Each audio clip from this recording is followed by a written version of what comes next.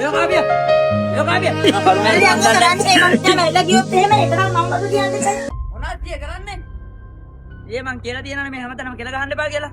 ආයි කෙල ගහද්දී මම හොඳ වැඩක් කරනවා. අම්ම මේ අන්නා කෙල කියන හැමතැනම කෙල ගහන්න එපා කියලා. මොන කරුමයක්ද? මේ කරුමේ කවදා ඉවර වේද මන් දන්නේ අප්පා. කොහමද දැන් කියපන්. මං ගෙදර ඉන්නේ. වරේ. හරි බන්දිය නෑ. සීයේ. අනේ පුතේ.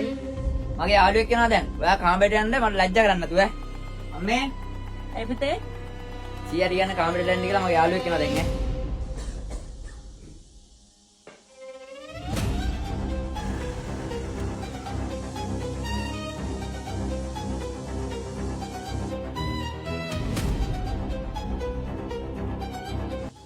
කාවින්ද වරේ මචං. වරේ ඉඳගෙන. මේ දවස්වල වැඩ වැඩි නේ බා. සවුන්ඩ් එක නම් සුපිරිය. ටිකක් තියෙනවා මචං.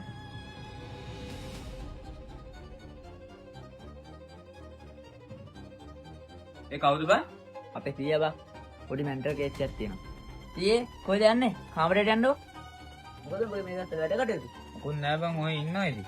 පා වෙලා ඉන්නේ බා. නැන්දි මේ ටිකක් බොමු පුතේ. දැන් බොන්න බෑ නැන්දි. ආයිද මං එන්න ගිහින් එන්න. නැන්දි මං ගිහින් එන්න. පුතේ එන.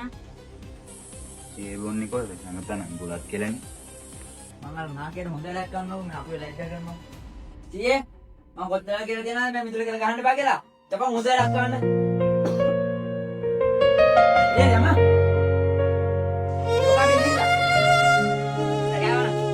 Ayo kabia.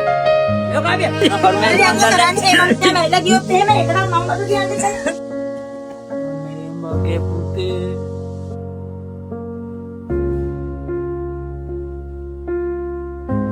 Amme, warna bea tawat මේකද 100ත් එක්කනේ ඉන්න.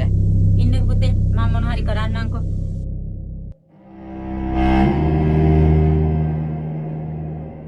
තාත්තේ අපි ඊට ගමේ යනවා තාත්තත් එනවද යන්න?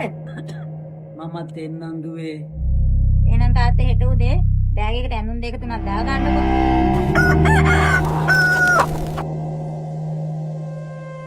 හරිද? හරියම් මෙයා. එහෙනම් යන්න තාත්තේ.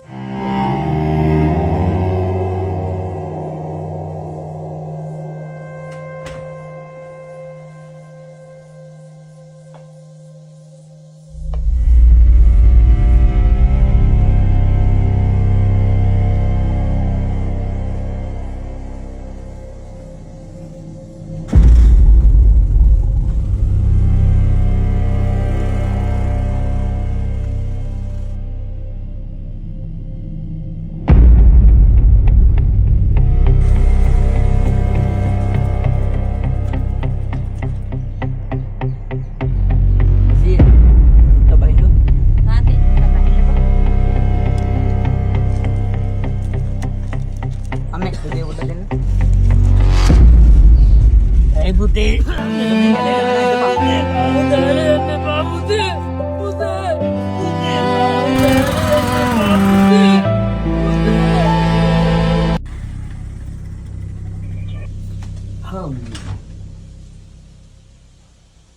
දැන් නම් පිළිවෙල ඉන්න පුළුවන් නේද? ඒත් මගේ හිතට නම් හරි නෑ පුතේ. අනේ මේ පිස්සු ගෙන්න දෙන්න.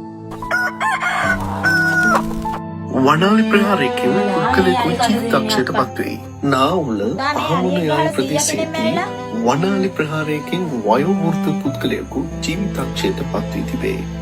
කිසියම් පිරිසක් විසින් වනාලි කැවසෙන පාළු මාර්ගයකට ගෙනවිත් දමන්නට ඇති බව ගම්වාසීන් පවසයි. වයස අවුරුදු 70ක් පමණ වන මෙම පුද්ගලයා අලි ප්‍රහාරයකට ලක්ව එම ස්ථානයේදීම මිය ගොස් ඇත. මල සිරුර නාවුල රෝහල් මෘත ශරීරාගාරයේ තැන්පත් කර ඇති අතර දේහය ඥාතීන් වෙත බාර දීම සඳහා මහජන සහාය පතයි.